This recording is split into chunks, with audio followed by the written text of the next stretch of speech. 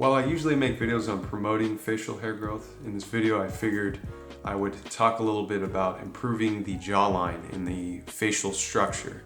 Because after all, a lot of the time when people want to grow facial hair, it's to cover up or mask facial imperfections, specifically the jawline. In this video I'm going to talk about mewing and a result of a study. So a scholarly article found that there's a correlation between your tongue position and malocclusion. So malocclusion is the misalignment of the top and the bottom rows of your teeth. There's a condition known as tongue thrusting where your tongue will actually protrude through your front teeth, kind of like this. Kind of sticks out. And this is largely at fault due to your resting tongue position. And this is largely at fault due to a lower resting tongue position. Tongue thrusting can lead to a condition known as anterior open bite, where your teeth right here align, but the teeth in the front will actually begin to widen open. And that's due to the pressure being put on your front teeth over time. So there was a study conducted on a 19-year-old who had anterior open bite, as I mentioned, in which there was a gap in his front teeth. And the purpose of the study was to find whether or not the tongue placement could have an impact on improving his condition. The study found that when a tongue is placed in higher than a normal position, it was found to improve his overbite. And also it rotated his mandible counterclockwise. So it basically extended the lower portion of his jaw. I'll have the link to that study in the description if you want to check that out. But at this time, I'm going to show you how to start mewing. So mewing,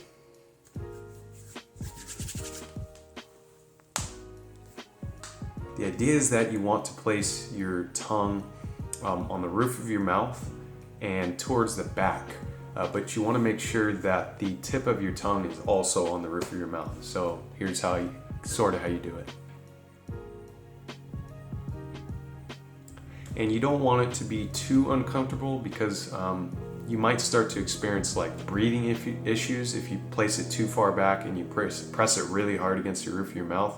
I actually did this the very first time I was trying to mew, and the idea is just you want to have a more comfortable resting position. You don't want it to be uncomfortable, obviously.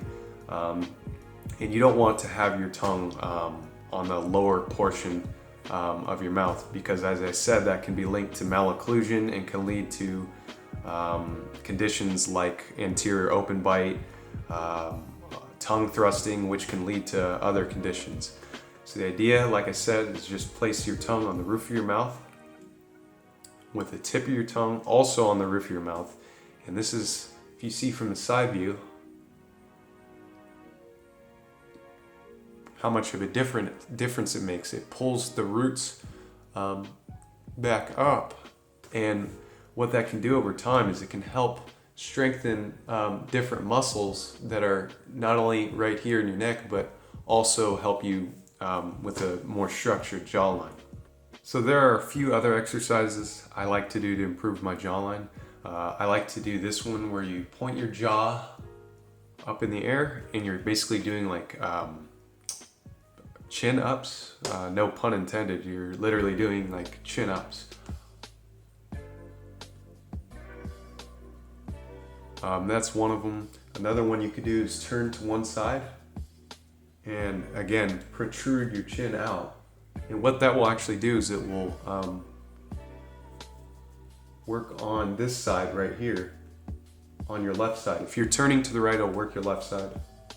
If you're turning to the left, it'll work your right side. So it's an inverse relationship between the muscle that it's going to work out.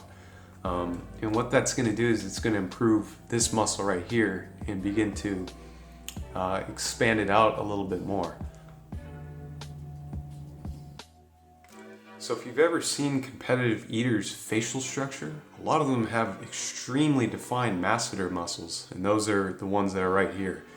And I suppose the idea, or the reason why, is because they're constantly chewing their food.